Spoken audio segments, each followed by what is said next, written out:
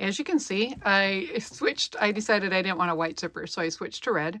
But you can see I've stitched down one side and see how the edge of the zipper lines up perfectly with the fabric. So when I zip this up, my bag, when it folds in half, will line up perfectly. That's really important. You're going to have crazy bags, pouches, if you do not be attentive to that need. Now it's time for me to lay the lining on my bag. So I'm going to go ahead and unzip it. And this zipper is crazy long. Here's the beauty of it. When I cut this off and put a tab on it, I can still use this portion by simply buying one more zipper pull. This is not wasted, but it does make assembly much easier. So I'm going to take my bag, lay it open like this. There, zoom out a little bit so you can see what I'm doing. Stretch my project out. I'm going to put my lining right side facing the outside of the bag and line them up. Now I'm going to have this on the underside of my seam as I sew because I want to see where my previous stitching was. And you can pin if you'd like to, that's fine. Here we go. We're going to, and I need to move my needle to the far left position, or this side. And I'm just going to make sure I'm sewing inside my previous stitching line. I'll see if I can get that to show. We'll see. Probably not. Pretty difficult to tell, but I am sewing just to the left of that stitching. You'll have to trust me. And I'll show you why I care about that when I get to the end. Because there may be a spot I miss that, and in which case, if that happens, I can show you why you want to worry about it.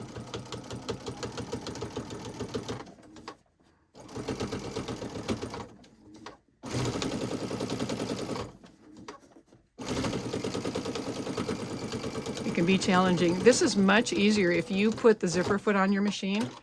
I didn't, on the chance that you don't have a zipper foot. But let's see if you can tell. So the white stitching where you just see holes, that's my new seam. The black is my old seam. Right here, directly on top of the old seam. So right here, I went on the other side. Let's see if it shows on the outside.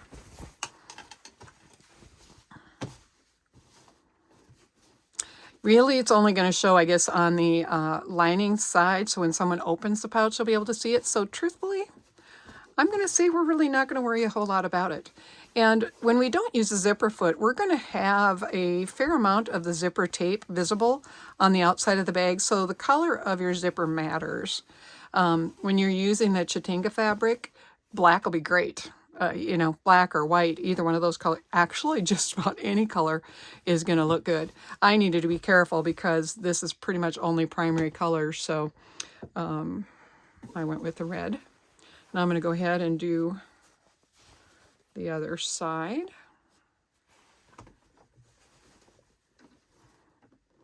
Catch my thread before it unthreads. All right, here we go. I'm not quite lined up, and that would be bad. All right, lined up perfectly.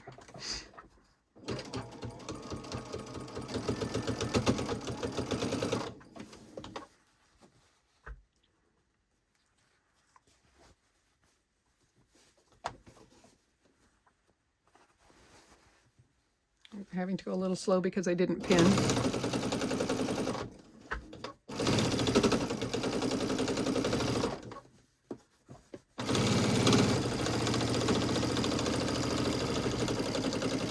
Now I'm not backstitching because it's not necessary. There's no benefit to backstitching, and there's the possible situation if I have something wrong and I have to take it apart. If I've done backstitching, I'm going to end up with a hole.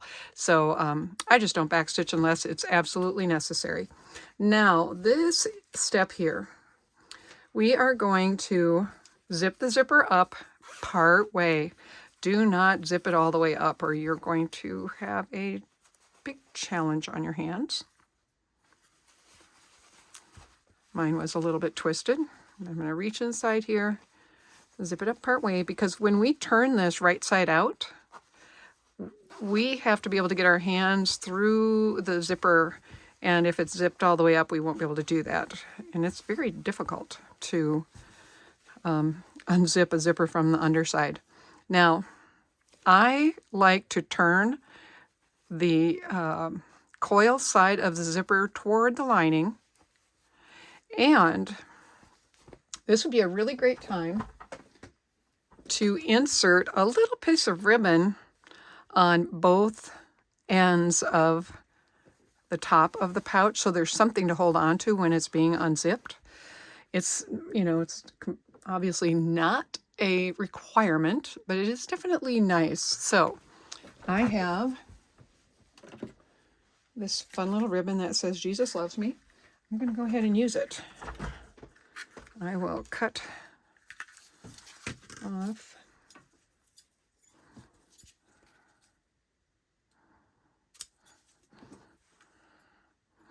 and I'll just go to the middle of that one. All right, that's going to be for this side. And all I have to do is tuck it in. Obviously, I want it on the outside of the bag, and I want the words to read correctly, so I've got those positioned properly. I'm going to pin that. And just so that I remember to leave an opening, and I prefer to leave the opening in the lining. Otherwise, I will have to hand stitch, and that's a bunch of no fun. So I'm going to leave, actually, I'm going to leave a pretty good size opening because that'll just make life easier and it doesn't matter to the end user. So now I'm going to go to the other side. I'm just going to get my machine to hold it still for me. Cut another piece of ribbon and have it ready. It needs to go in here now. I'm going to make this bag without the zipper sticking around on the outside. That is my preference, because then I don't have to worry about doing something beautiful. So, and again, I want the zipper tape going, sorry, I want to bend the zipper tape so it's going toward the lining, all right? And I've got my ribbon in here. I'll pin that so it stays. Well, I have a little challenge. So what I'm going to do, I'm going to just pin it to one side. I'm going to put it right up against that zipper, nice and snug. Pin it down. You can make these, you can make a cute little pull out of just some Chatenga fabric. You know, go ahead and sew it. What I wanted to say, I had a, let me show you what you could do. If you cut your fabric in, say, a 1-inch strip, and then fold the two sides in, and fold it like so, and then just stitch that down, you'll make a really great little tab for people to pull. So it doesn't have to be fancy. Ribbon is faster, so that's, of course, what I'm going to choose. All right, now I am going to sew all the way from this end straight down to the other end, directly across my zipper. You can do this with a metal zipper. I'm just going to tell you, when you do, that you're going to need to walk that machine very carefully across the zipper teeth because they're metal, right? And I will also recommend that you do that. You've probably already figured that out. If you walk it across even the nylon coil, you know, if you try to go zipping across it, invariably, for me, it likes to break. And I don't really enjoy buying needles faster than I have to. You know, obviously we have to change those needles every now and then because they get dull. But, you know, if you've just put a brand new needle in and then you go busting it up on a zipper, it's kind of frustrating. All right, so I'm walking it across. There we go. Now I can go all the way to the end, and I do not need to backstitch on either end of the seam either because we're doing the box bottoms, right? So there's no reason to do it because this corner will disappear. Okay, I'm going to go over to the other side. I'm sorry, I bumped the camera. Oop, get that to quit doing that. All right, starting at the other end. Again, I'm not worrying about being all the way to the corner because it doesn't matter. My machine sounds like a tractor on the video. It's really a quiet machine, but sorry, I'll just apologize for that noise. I'm going slow. There are no teeth here, but it is bulky, so I'm just gonna be nice to my machine. Now, remember how I had these two? That's my reminder. I'm not gonna sew past this one, so I'll put my finger right there. I am going to backstitch. And what I'm going to do, I'm just going to go backward. That's it. I'm not going forward. All I need to do is secure that tail. I'm going to come all the way down here. And this is where I want my stitching to start, right here. But I don't want a fresh stitch at that end. So I'm going to go forward a little ways. Then I'm going to backstitch. About 4 stitches, and then I'm coming forward. Okay, that way I don't have a tail that sticks out when I turn this. And trust me, it's really nice not to have to deal with those tails. Now we're going to do that box bottom. So I'm going to grab, I do like to do this. I should do it before I turn it. Scratch it a little bit so I can tell where that fold is when I get it turned. Okay, so here we go. Turn it. We're going to get that fold lined up with this seam. And the seam can be open or just leaning to the left or right. It really doesn't matter. So don't worry about that. I just don't like my machine to go over a hump. So that's how I'm doing mine. Now, I keep, let's see, yep. I keep a handy little template that I've made out of just a piece of cardboard, really lightweight cardboard. And I use it. It just makes this process easy. I can send the measurements in a picture for you if you want one. Now this is actually going to need backstitching, so I'm going to start out in from the edge. Your machine is never going to like to start a seam on the very edge of anything. So I start in a ways and then I go backwards. And then like now I'm ending inside, so there won't be any trouble with this coming apart. Let's go over to the other side. And here's where I kind of have to hope that my hole isn't too big. If it is, I'm going to go in and make it a little smaller. Okay.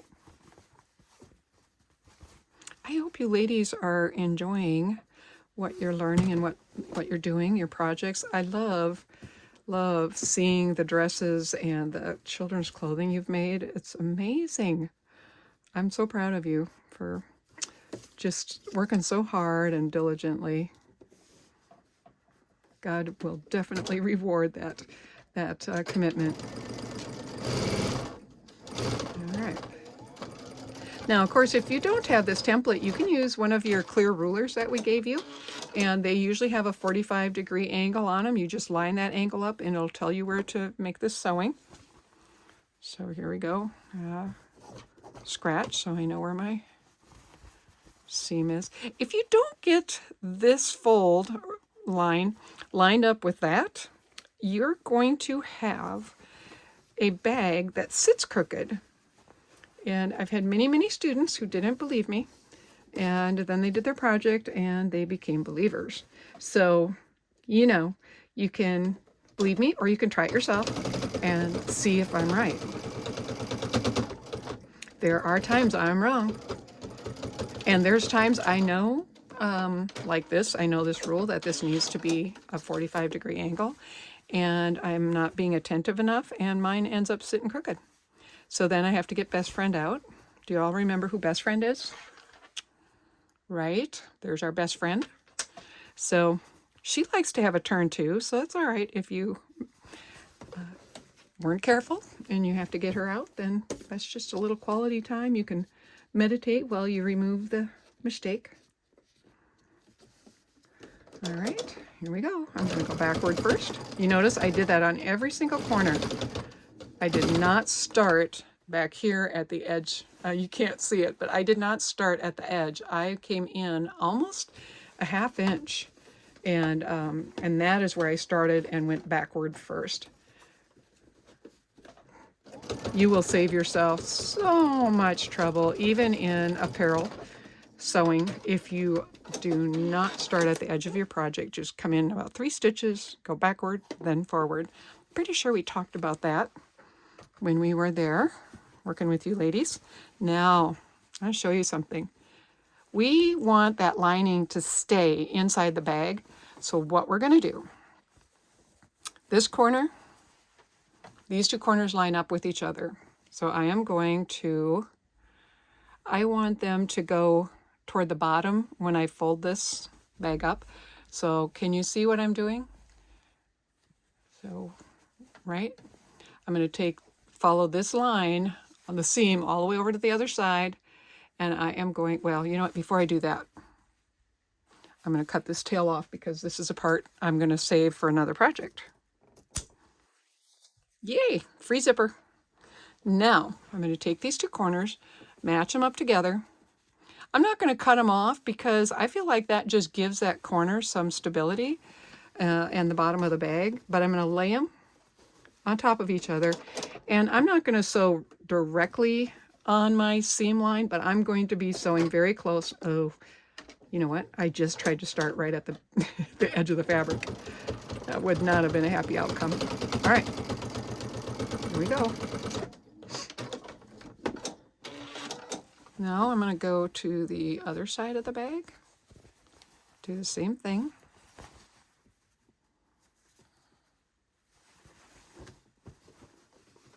Make sure those seams line up with each other. As much as I love Best Friend, I don't really want to do any Best Friend work today.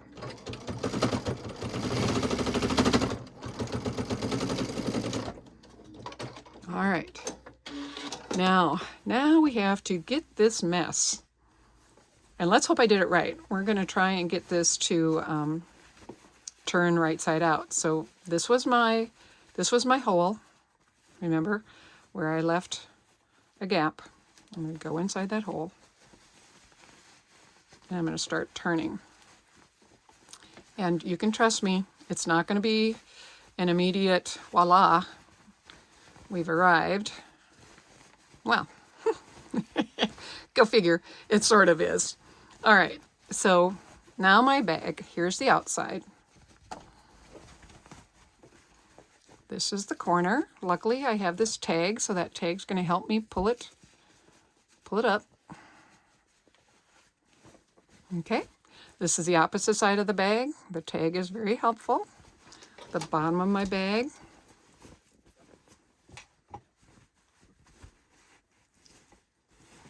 Okay. Yeah, I'm sure because you've already been doing these bags, you've discovered it takes a little bit of arranging to get everything good and happy. So zip it up. You see, my zipper end is nice and tidy. This side, remember, I lined the zipper tape up with the edge of my project. So I have just this little bit that is not zipper teeth. That's beneficial, okay? You see, well, look at there. I have a string I need to clean up. Let's do that. But you can see my zipper stop is at least a ½ inch from that side seam. That just makes it so much easier for you, and it looks really great for the end user. So whether your bag is this tall or it's this tall, I know Natalie is really thinking that shorter ones, so it's just for pencils, but we may go ahead and maybe we'll get multiple sizes, just thinking, we can charge a little bit more for a taller one, possibly. And this would make a really great like first aid kit for the car, or a makeup bag, organizing bag. For somebody like a mama, you could put all the things for baby in here, a couple, or like cloth diapers, one cloth diaper and maybe a cloth or something like that. So anyway, so that's the pouch. That's how I prefer to do the zipper, not having it hang off the end. That's much more of a challenge to do and have it looking really great over here, but it's definitely doable if you like that better. But I'm thinking you all want to save some time, because time is the one commodity that you get to control. So by making choices, and I would make a choice to streamline my process, and also it'll save you zipper, length of zipper, and that's an input product. So every time you can save input products, you are making, you're giving yourself a raise, right? You're making more money. So I think that's all I have to say about that. Oh, well, there's one thing, and I know you girls know all about that. I do have to go back on the inside. I can't give a product looking like that away. So what I'm going to do is I'm going to change to orange thread on my machine. The beauty of your fabric is it's got so many colors. You can probably just keep using, white or black thread, whatever color thread you've got, and you'll be fine. I have white thread on my machine right now, and that would completely show.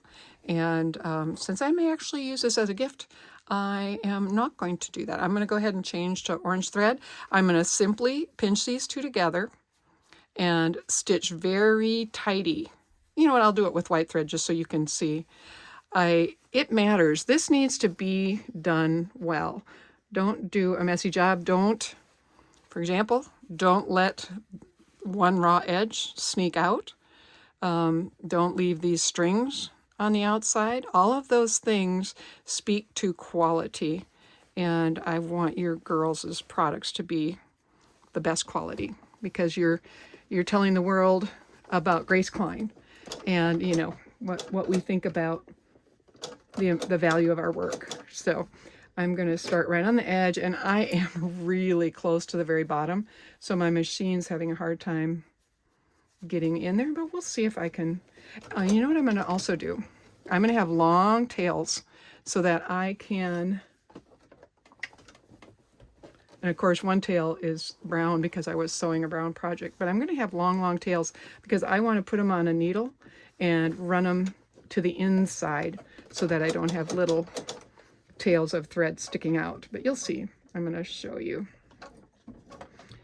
Because I ran it so close to my corner, I'm having to turn it by hand a little bit right here.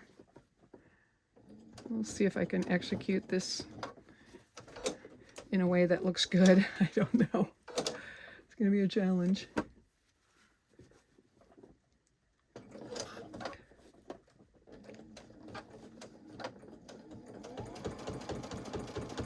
So I am trying to get directly on the fold of the fabric.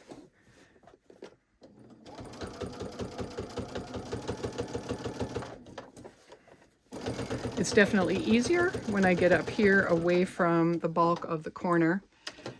And of course I'm going to cut a long string.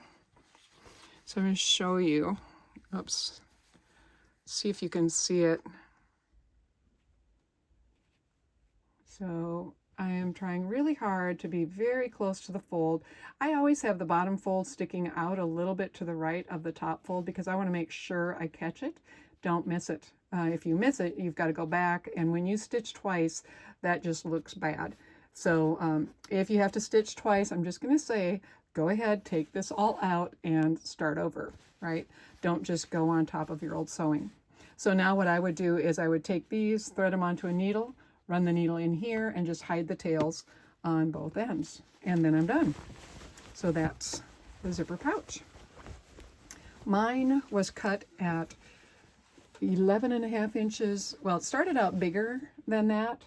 But by the time I did this sewing and then needed to square it up, it squared up at 11.5 by 18.5. And of course, with my box bottom, my bag comes out to a really nice proportion.